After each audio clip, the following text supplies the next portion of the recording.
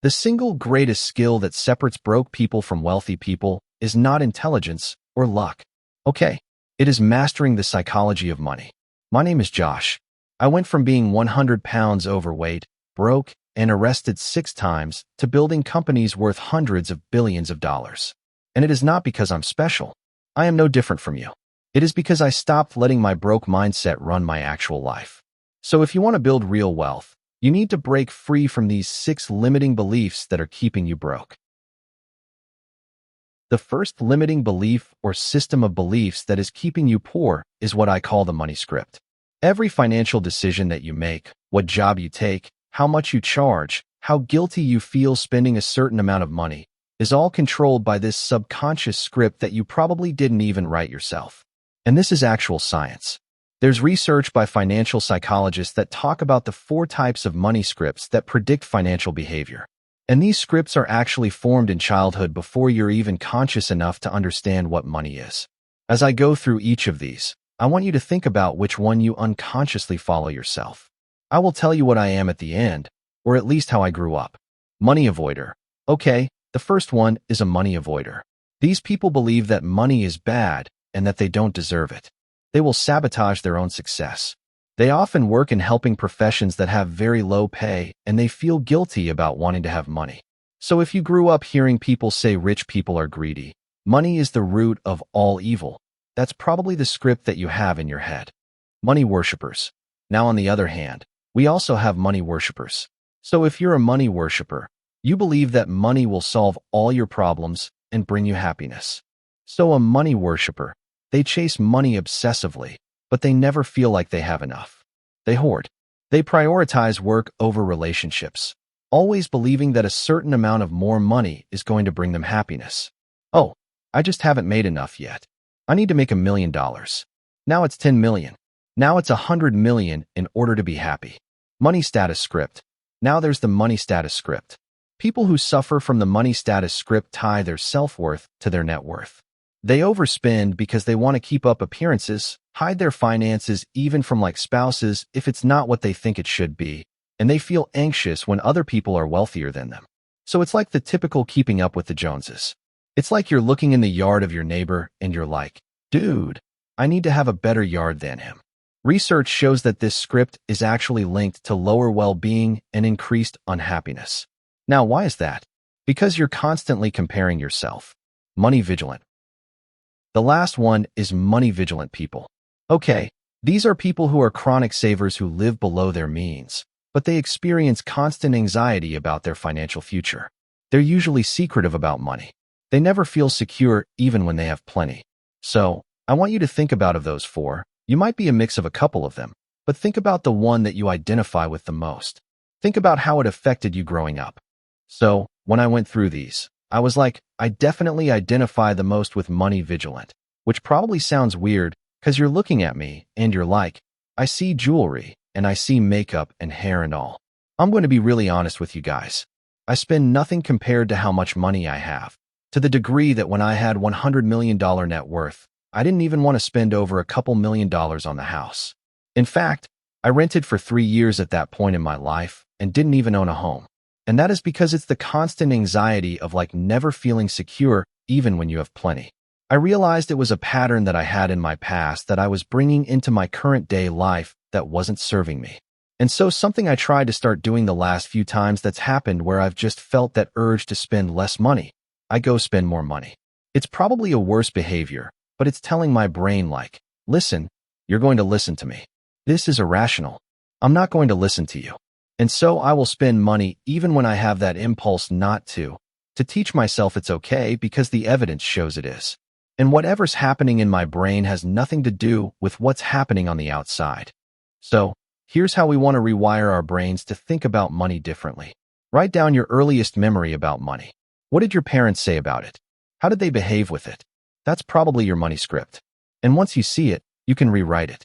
And so your new script, for example, could be, money is a tool that lets me create freedom and help more people.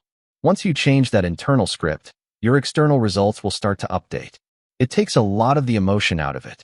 And once you associate positive feelings with that new narrative, you start to actually see that your behaviors align with it more. 2. the wealth ceiling. The next limiting belief keeping you poor is what we call a wealth ceiling. Here's the truth about it.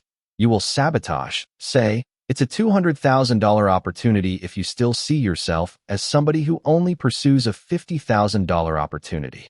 Now, why is that? The amount of money that you have is capped by how you see yourself. Just like the partner that you have, just like the job that you have, just like the house that you live in, the research on this is very clear. Your self-concept acts as a thermostat. If you see yourself as somebody who earns $100,000, you'll unconsciously strive to maintain that level, right? And you will not pursue a level above it. That's the really important piece. Now, if you make $150,000, you'll probably spend an additional $50,000. If you make $80,000, you'll stress and work until you're back at the $100,000. See what I'm saying? So for me, for years, I'm scrappy. I'm surviving. I'm getting by. And I remember because I got stuck when I was in my first job making around $85,000 a year. It was like I created this identity around it. I knew logically that I could make more, but I remember the moment I started making more, I started to compete, and then all my money started going to competition fees. The second piece is that I remember so many times when I knew I was about to start making more, it's like I would almost sabotage myself by getting wound up in it. I was like, oh my God, what if I screw up? What if I mess up? What if I don't actually make more? And I didn't realize at the time that that was like me regulating my internal temperature. And so if your identity is, I'm somebody who struggles with money, you find ways to keep struggling. But if it's, I'm someone who creates and manages my wealth and can make more money if I choose to, then you're going to find a way to live that out. So here's how you change this. Okay, I want you to write this down. I'm the kind of person who, and then finish the sentence honestly. Whatever your current financial identity is, I overspend, I underspend, I save too much, I save nothing. Then I want you to put a line down that piece of paper. On the other side, right? I'm the kind of person who builds and manages wealth with ease. You don't need to feel like that person yet. You don't need to act like them just yet. I just want you to actually write it down and not be repulsed by what you see on the piece of paper. I'm serious. Every time you now make a decision for money, I want you to pull up that piece of paper. That's all I want you to do right now. And the thing is that the moment that your self-image expands because you're constantly reading that, reminding yourself of it, writing a new sentence to put in your brain, your income is going to follow that. 3. Buying liabilities instead of assets. The next limiting belief people have is thinking that they should buy liabilities instead of assets. Maybe just not even knowing the difference. You were programmed to consume, not to build things. And that's why a lot of people stay broke. Robert Kiyosaki, he wrote Rich Dad, Poor Dad. One of the first books I read on money, he put it very simply. He said, the rich buy assets. The middle class buys liabilities thinking they are assets. Wealth is actually fairly simple. There are two categories: assets, liabilities. An asset puts money in your pocket. A liability takes money out of your pocket. And a lot of people spend their entire lives buying liabilities and wondering why they can't get ahead. They ask, can I afford this? Instead of, will this pay me back? What's my return on this? Now, how do you know the difference between an asset and liability? I'll break it down in the most common cases that you probably can relate to. Your car, liability, loses value immediately. Has insurance, gas, maintenance happens to it all the time. Your house you live in, liability. I know this is very controversial, but it's true. You have a mortgage, property tax, insurance, repairs. It doesn't generate income. The next one, a course that teaches you a skill, asset. Now, how is that an asset? Because it pays you back through increased income because you've invested in your skills. A rental property, an asset. It generates monthly income. A designer handbag, sadly, a liability. Okay, loses value over time. Doesn't, generate any income. Equipment for your business. That is an asset if it helps you generate more revenue. It's a liability if you don't use it and just sits there. So, when I started filtering all my purchases through that, is this an asset or a liability? My wealth compounded because I realized I was like, my money, if I don't put into either of these things, actually is just a liability. Money sitting in the bank, it's just deteriorating over time. So, my money actually can become a liability if I don't do something with it. And that's when I really started learning how to invest in things that create money, in skills that create money, in learning that creates money, and in assets for my business that create money. Here's how you can start spending on what matters. Okay, I want you to look at the last 10 purchases that you made. And then next to each one, simply write asset or liability and be honest with yourself. And then all I want you to do is just commit the next time that you buy something to just ask yourself, is this a liability or an asset? Does it put money in my pocket eventually, or does it take money out of my pocket? The next limiting belief is one of the hardest ones to break, the scarcity mindset. I know this because I still find myself breaking it on a continuous basis in the weirdest ways, but that is the scarcity mindset. Okay, this sounds crazy, but having a scarcity mindset actually can make you dumber. Here's the truth. You either operate from scarcity or abundance. And I don't want you to feel bad here because as humans, we are supposed to operate from scarcity. Which one you choose to lean towards and train yourself into will determine how much money you make. The scarcity brain really just says, there's never enough. I need to protect what I have. I need more. You know, if that person has more, it means less for me. Think about what that meant like 1,000 years ago. It meant like somebody else has all the berries.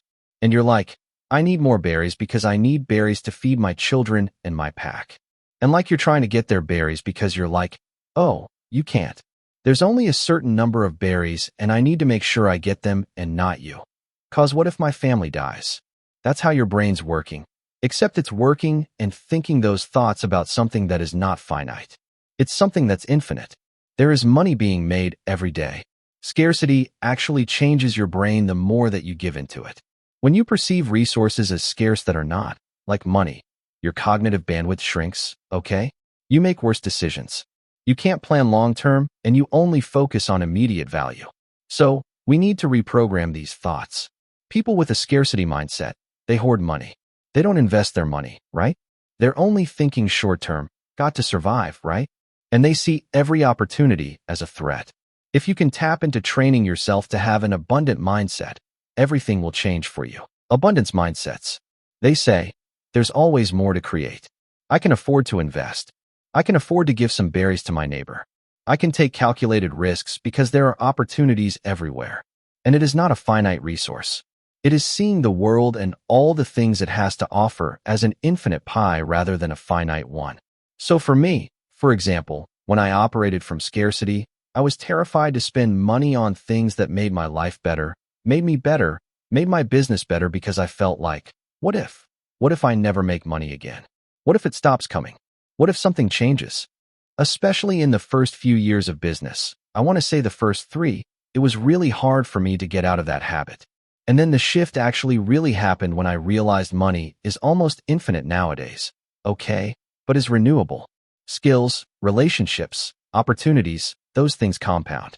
And so the more that I invest into myself, and the more I invest in my business, and the more I invest in my life, the more I get back tenfold. And I realized that I needed to train myself out of that habit. So I'll tell you the first thing I did. I hired a coach that was $40,000 a month when we were literally making $50,000 a month, right? And my scarcity brain was like, oh my God, you just started making this money. Like you're going to go broke. What if it stops tomorrow? My abundant brain was like, well, you made $10,000 a month, then $30,000 a month. Now 40. Like next month, you're probably going to make a 100. And this skill is going to help you make even more. And so I said, you know what? I have to just ignore that voice. I'm not going to listen to it. I can have those thoughts. I don't need to listen to them and follow their directions. I can go with this one instead. And the cool thing is that that coach that I hired that was $40,000 a month was the reason I was able to scale one of my companies to the degree I did, which then I was able to sell the company for tens of millions of dollars. I'm sure you're thinking, okay, but how do you build an abundant mindset? Okay, here's what I want you to do. One is just become aware of when you make decisions from fear versus from possibility. Okay, when you think, I can't afford this, I want you to reframe it. How could I afford this? Simplest thing you can do. The moment you stop asking yourself, how do I protect what I have? And you start asking yourself, how do I create more of what I have? That's when you start asking, I would say, like higher level intelligence questions, and you stop sabotaging your finances. And that's the thing I realized for myself. I was like, oh, I talk to myself like I'm poor even when I had a lot of money, to be honest. And it wasn't until I realized that I was like really able to step into that next realm where I was like, I'm giving into like the survival mechanism that exists in all of us humans rather than retraining myself into this abundance mindset. 5. The loss aversion. The next step we have is loss aversion. Okay, I want to define this for y'all. Loss aversion is why you keep losing investments, avoiding risk, and basically staying stuck where you are. Because if you want to break this limiting belief, I want you to listen closely to what I'm about to explain. There was winning research it was like Daniel Kahneman and some guy named Amos. Okay, and it showed that the pain of losing $100 is psychologically twice as powerful as the pleasure of gaining $100. Losing feels twice as bad as winning feels. This is why as humans, we hold losing stocks, hoping that they're going to recover instead of just cutting our losses. We stay in dead-end jobs. We stay in bad relationships. We don't negotiate salaries. We avoid investing because the fear of loss outweighs the potential gain. So for me, for example, I stayed in a terrible job for probably 2 years longer than I should have because I felt like if I ended it, I was losing. But the funny thing is, like staying in that job cost me way more. It was like money, mental energy, mental health, who knows how many years off my life, because the fear of loss was bigger than the logic of leaving. Your brain is designed to protect what you have, not to pursue what you could have. And that is why most people never actually take risks to build wealth. And then they say, oh, there's something wrong with me. I feel like, what if I lose? I'm like, there's nothing wrong with you. You're a human. I don't know how many times I have to say this. Like, we're all wired this way. I'm wired this way. You're wired this way. If I can do it, you could do it. Promise. Okay, so here's how you break that cycle. You need to reframe every loss as tuition. If you lost $50,000 on a business venture, abundance is going to say, you paid $50,000 for an education that will make you millions. When I changed that frame for myself, the loss stopped controlling me. In fact, recently I had a business decision and there was, about a $3 million delta between what somebody was saying something was and somebody else was saying something was. And I ended up just going and agreeing with this person because I said I think this is the right way forward, and I think that I actually should have defined terms earlier in the relationship to make it more clear, and I hadn't done that. And so, when I was telling the story about this, it was just a week ago. I said, yeah, I paid $3 million to learn this lesson. And you know what? I would pay $3 million again to learn that lesson. 6. The time trap. Last limiting belief might be the most important one to break. And this is what we call the time trap. Most people spend their entire lives trying to save money, and that is what keeps them from making money. Ironically, they forget that money multiplies. But time doesn't multiply, and that is why you want to save time instead of saving money. So here's what I mean.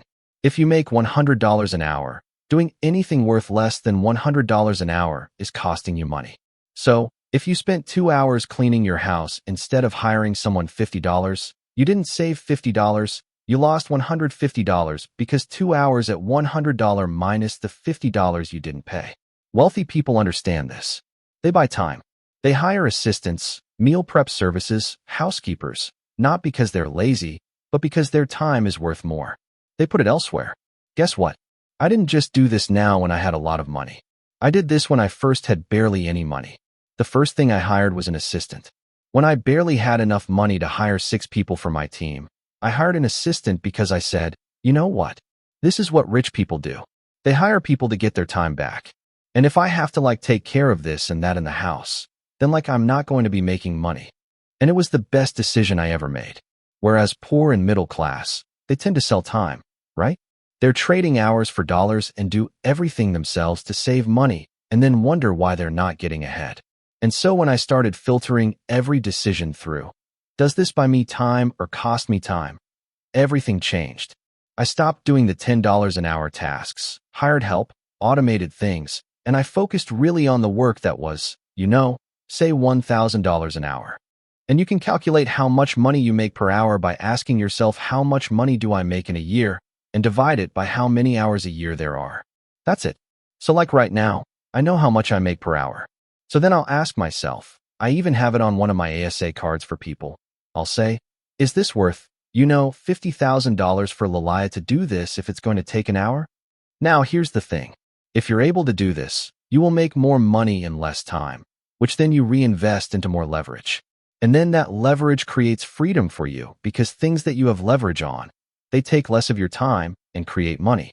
They're how you get free, right? So, how do you get out of that trap? Calculate your hourly rate, your annual income, divide it by 2,000 work hours. Then, audit your time.